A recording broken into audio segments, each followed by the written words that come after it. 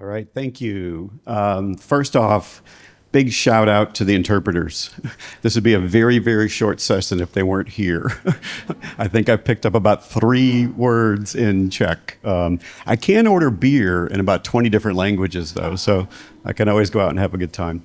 As you heard, I'm Tim Lewis. I'm a professor at the University of Missouri in special education. I've been in special ed for over 40 years. I started my career with kids at the high school level, self-contained kids with emotional behavior disorders. I've taught at the elementary level. After a few years teaching special education, I wound up in a psychiatric hospital as a teacher, although I got to wait for the translation, sorry. Laugh hilariously, just tell them, go ahead and laugh.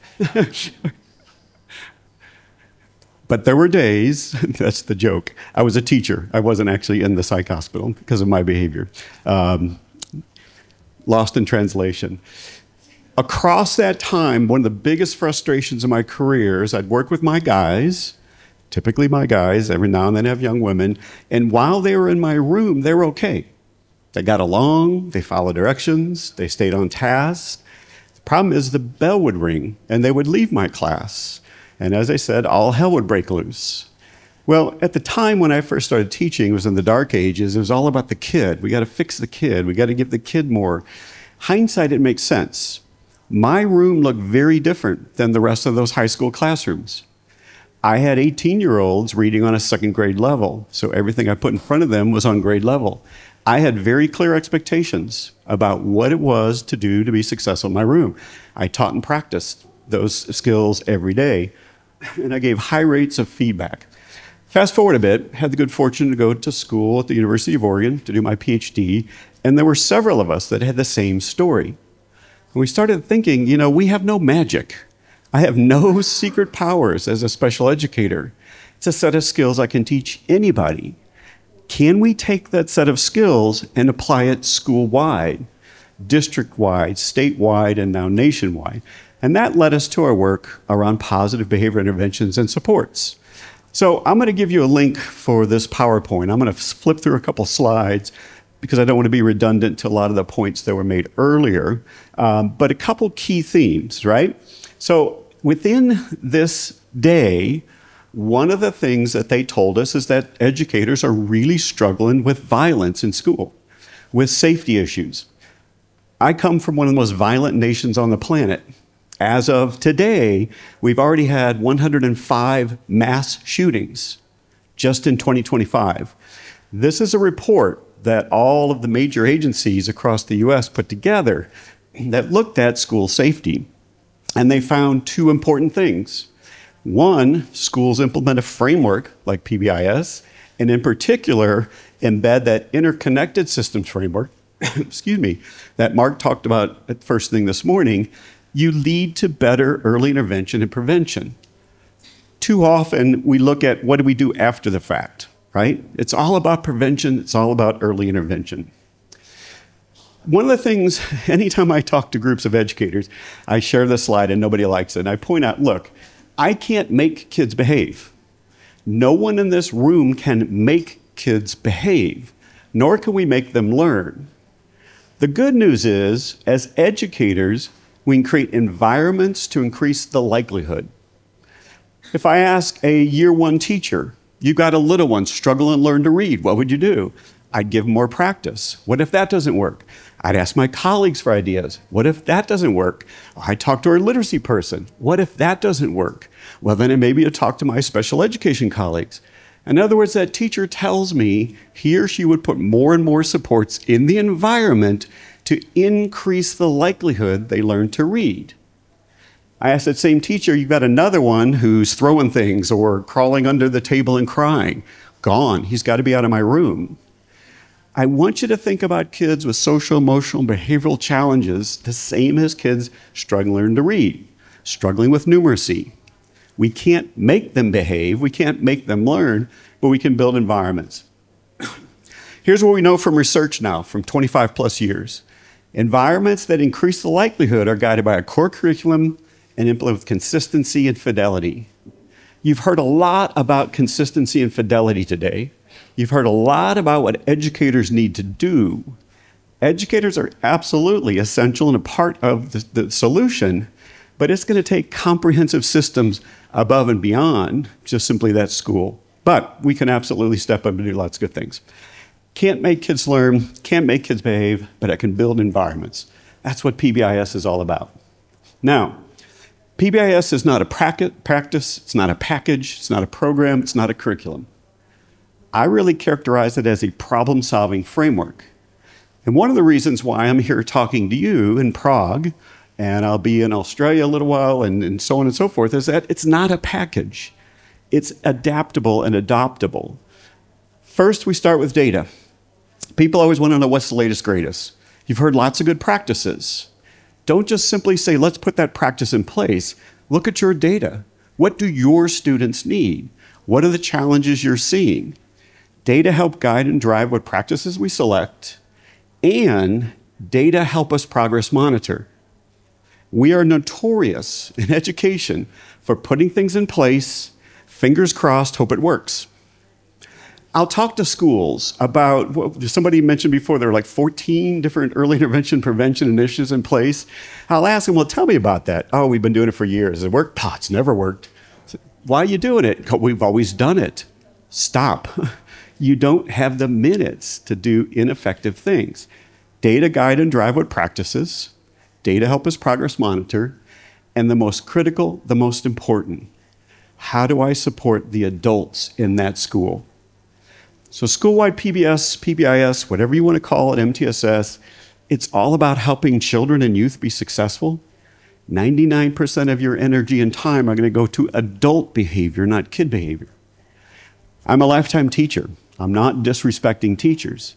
I'm saying those of us in higher education do a really bad job in preparing, particularly our general ed colleagues. They get one class in disability, one class maybe in classroom management. They don't have the skills. Data, practice, systems. Any question you ask me for the rest of the week, that's going to be my answer. Data, practice, systems. That's what I mean by a framework. That's what I mean by problem solving, okay? And then right at the heart and soul of everything is equity. Let's make sure we are equally impacting all of our children and youth within our schools. Data, practice, systems. Now, you've seen the triangle many, many different iterations.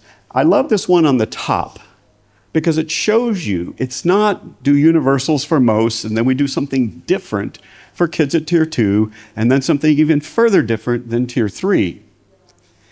I basically say, look, here's what you're doing, school. Create your universals and then increase the intensity of that universal practice to meet the intensity of the challenges of the children and youth you serve. At the heart and soul of everything we do is going to be some of those core tier 1 practices. So when we get to tier 3 and then intensive, that's usually where we think about mental health. We still need to be teaching, practicing. We still need feedback. We still need connections. We still need clear routines and procedures.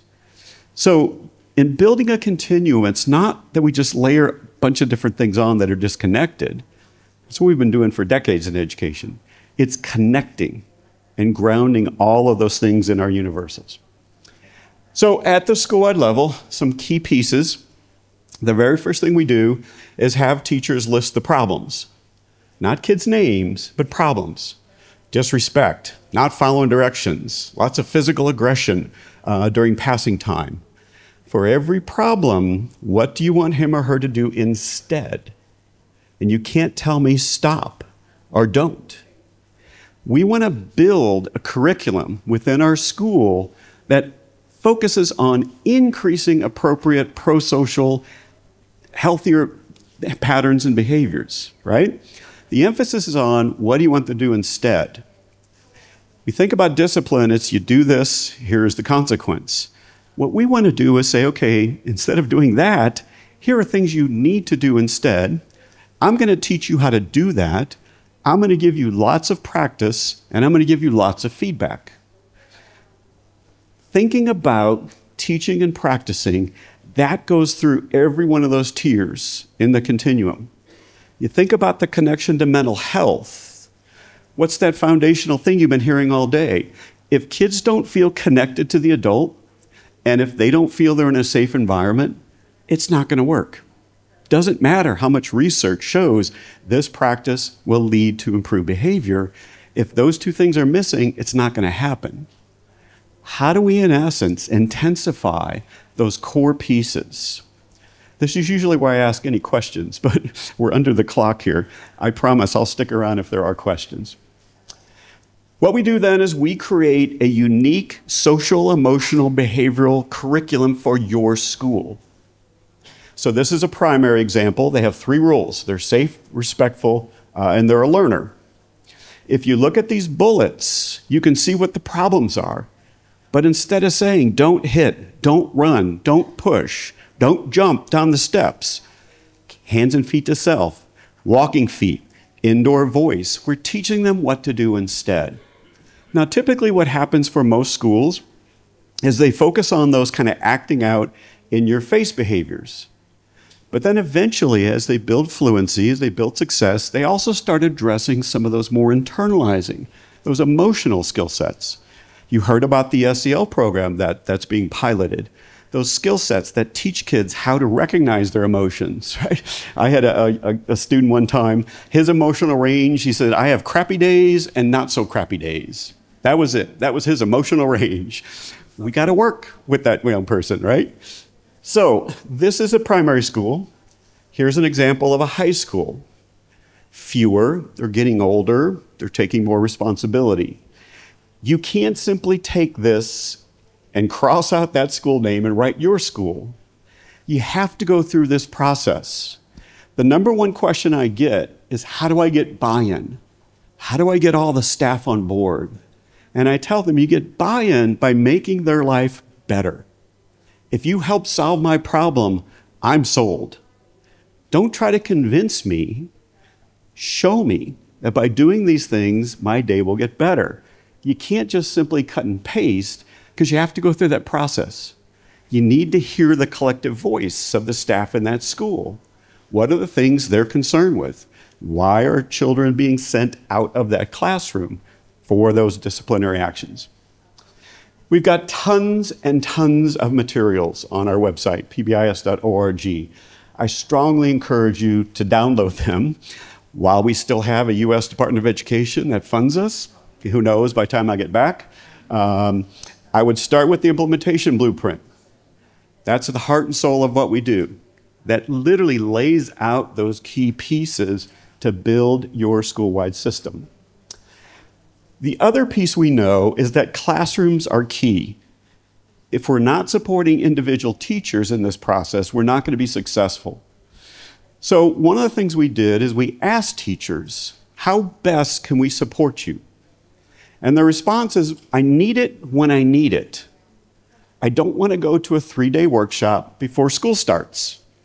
I need it when I've run out of all the things I know to do. So we've gotten away from those intensive workshops. We always start with data. So we survey, or we take a look at why kids are being removed from the learning environment. We pick one skill, increase opportunities to respond. We work as an entire school on that one skill. We do a 15-minute professional learning on opportunities to respond. Just like the students, we need feedback. If we're going to master a new skill, we have to have feedback. So we add in a lot of ways to do performance feedback. I'm a big fan of peer coaching. And it's not that I go in and observe and I write up plans. I simply count behaviors. So Mark and I get along okay. We're both 9th grade math teachers. I find 10 minutes. I go watch Mark teach, and I just count the number of opportunities to respond I see. I leave that on his desk, and I go away. I don't meet. I don't write up a plan. He looks at it. Oh, I'm a little low. He goes back to that one-page ideas. Maybe I'll try dry erase boards tomorrow. And he finds 10 minutes and watches me and leaves that data. That's what I mean by creating those systems to support adults. They don't need to be overly complex. 15-minute in-service. Most teachers know what an opportunity to respond is. We just all need to collectively focus. The other thing that we know is when I talk to teachers, And I go through some of those strategies. Oh, I do that. Oh, I've been doing that for years. Yeah, oh yeah, I definitely do that. And I typically agree. They probably are. But they might not be doing it with the intensity that that particular child or group of children need. How many of you heard of the 4-to-1 ratio? For every corrective, you try to catch them and give them 4 positives. That works in most of our well-to-do schools.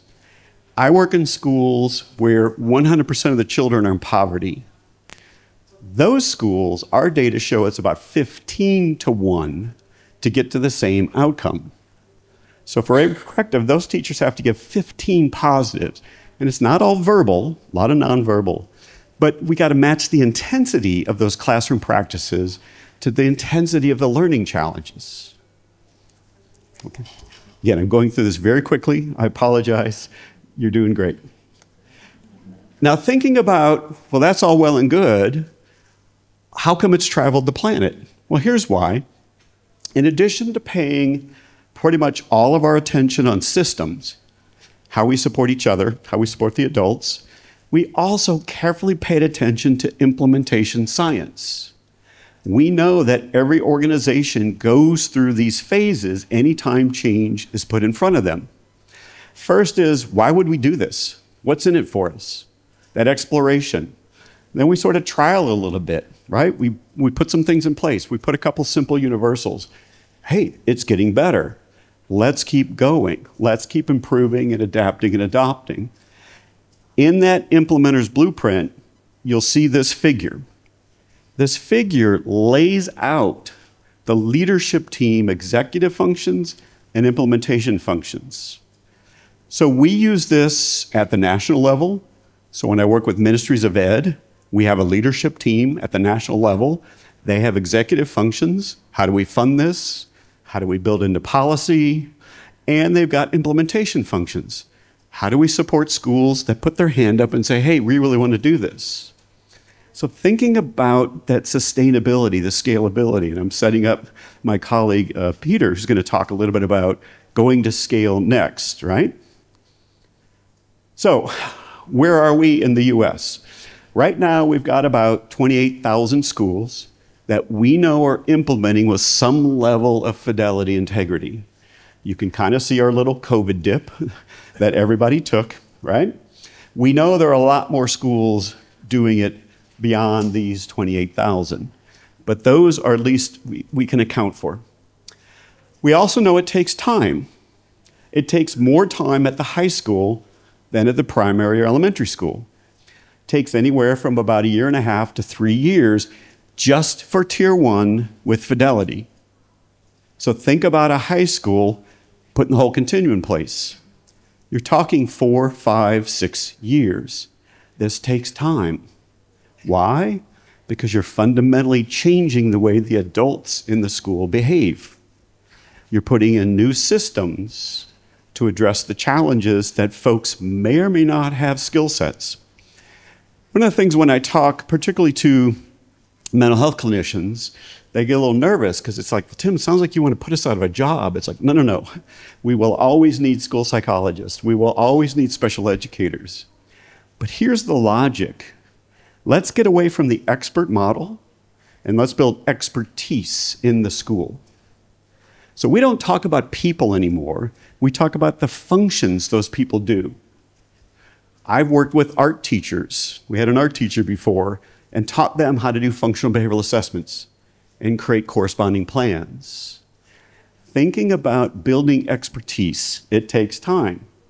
Well, why do schools stop? Number one reason, school administrator doesn't want to do it anymore. I don't believe in that. I'm going to do it this way. Overnight, it goes out the window. Other things pale in comparison, right? The number one reason schools stop implementing is their school principal basically directs them to do so. Why do they restart? Number one reason, new principal and/or district or regional support. So for those of you in the room who are teacher educators, or you have a role at a regional level or even a ministerial level, your leadership, you don't need to be the leader, but by leadership I mean supporting the initiative, the implementation, and the efforts. So a few lessons learned from my state. We've had a statewide initiative for coming on 20 years now. First of all, we work in very difficult, challenging schools. It's a busy slide, trust me. We work in the schools, highest percentage of poverty, all sorts of other issues in their neighborhoods, right? So we work with tough schools. First thing we learn, school-based interventions, everything you've heard about today, don't work if the kids don't show up. It's real hard to support a young person with a mental health or behavioral challenge when they don't show up to school on their choice and or because we suspended them. What you see here is that schools implementing 15 years or more increase attendance among all students. Another lesson, they can't work if they keep being sent home for discipline infractions. Same thing, these are out-of-school suspensions per 100 students. You can see the longer you implement, the fewer you have. Other things we've learned, it's difficult to build staff implementation when teachers don't stay in schools with high-risk populations. I gotta believe here in the Czech Republic, it's the same. There are those buildings with really tough kids. You cannot keep teachers there. Sure, I'll give it a year, I'll give it a go, I'm out of here, right? I don't feel supported, this is stressful, I'm gone. Remember, we work in those schools. The longer they implement fidelity, the longer the teachers stay in those buildings. They don't want to leave. They've invested in that capacity building. They see the outcomes of the kids.